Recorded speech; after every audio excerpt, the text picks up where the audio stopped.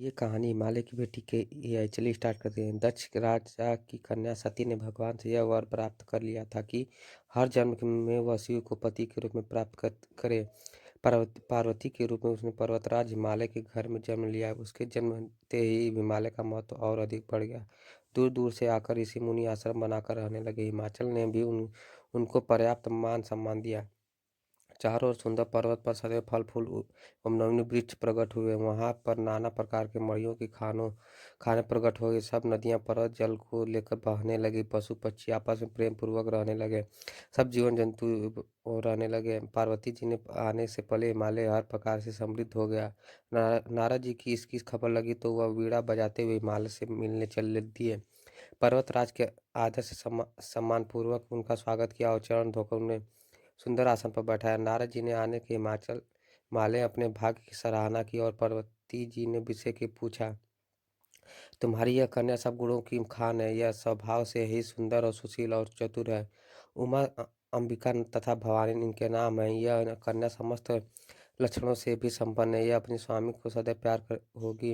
इसका सुहाग अचल होगा रहेगा और नाना इसके माता पिता रहेंगे।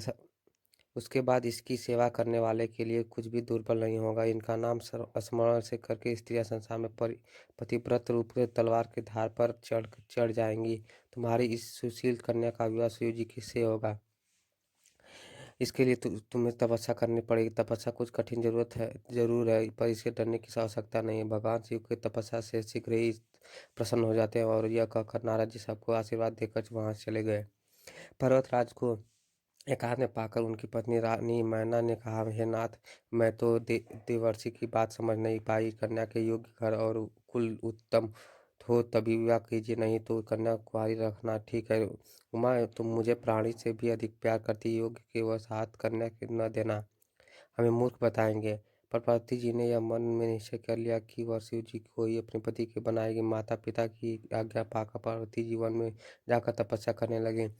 पार्वती जी का शरीर कठोर नहीं था। कोमल शरीर लेकर उन्होंने तपस्या आरंभ कर दिया। आरंभ में ही वह फल फूल खाकर दिन व्यतीत करती रही। बाद में यह उसने से भी छोड़ दिया। पार्वती जी कठोर तपस्या से आवश्यकता हुई। पार्वती जी, तुम्हें तपस्या करने की आवश्यकता नहीं है। तुम्हारा मनोरथ सिद्ध हुआ। तुम्हें भगवान शिव की वर से अवश्य मिलेंगे। इतने सप्त ऋषि ने पार्वती जी परीक्षा लेनी चाहिए। वे पार्वती जी के पास आए।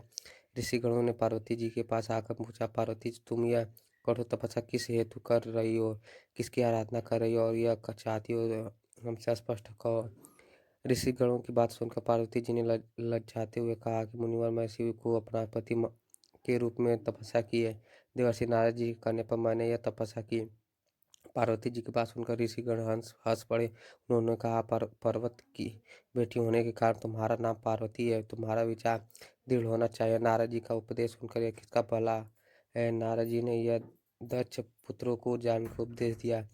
चित्रकेतु का घर उन्होंने बिगाड़ा और हिरण्य शिपु का भी ऐसा हाल किया। ऋषिगणों ने यह आगे कहना जारी रखा, नारद जी की यह सलाह पर चलने वाले स्त्री पुरुष की भिखारी हो जाते हैं। मन के वह कपटी शरीर को उनका अवश्य साफ है। वो अपने ही समान सबको बनाना चाहते हैं। तुम बहुत भोली लड़की हो, बातों में विश्वास करके पति की कामना करने लगी हो। उदासीन, गुणहीन, घरहीन, बुरे वेश में वाला, सांपों को धारण करने वाले हैं। ऐसे वर तुम्हें कौन सा सुख देगा? ढंग ढंग से तुम्हें अच्छी तरह भ्रमित कर दिया है।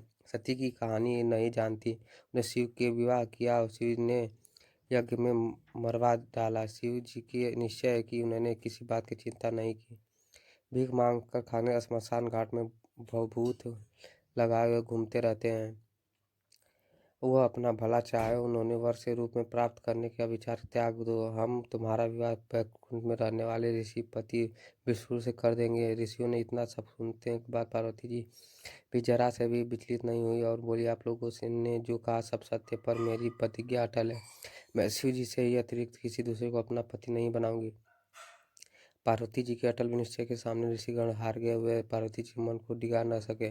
अंत में उन्होंने कहा, जगत माता भवानी आपकी जय हो। यह कहकर ऋषिगण वहां से चले गए। वहां पार्वती जी पिता के साथ अपने घर आई और उन्होंने दिनों की बात की, तारक नामक एक महाबली दैत्य था। उसने सारे देवताओं को परास्त करके उनकी संपत्ति हड़प ली थी। देवगण उनसे युद्ध करने का साहस नहीं जुटा पा रहे थे। सब देवता दुखी मन से ब्रह्मा जी के पास पहुंचे। उन्होंने ब्रह्मा जी को व्यवस्था सुनाई।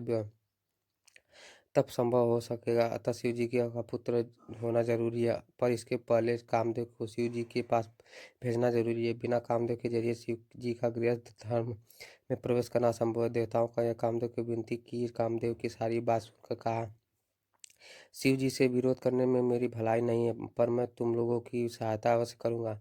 जहाँ शिव जी की ध्यान मग्न बैठे थे, वहाँ कामदेव ने जाकर अपना चमत्कार दिखाया, आरंभ किया। देव दैत्य मनुष्य पक्षी सब कामदेव के वशीभूत होने लगे।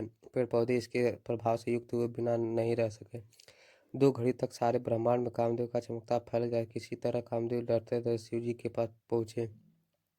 सौभाग्य से शिव जी का उसी समय ध्यान टूटा। उन्होंने अपनी आंखें खोली तो सामने कामदेव खड़ा था। शिव जी की नज़र उस पर पड़ते ही वह भस्म हो गया।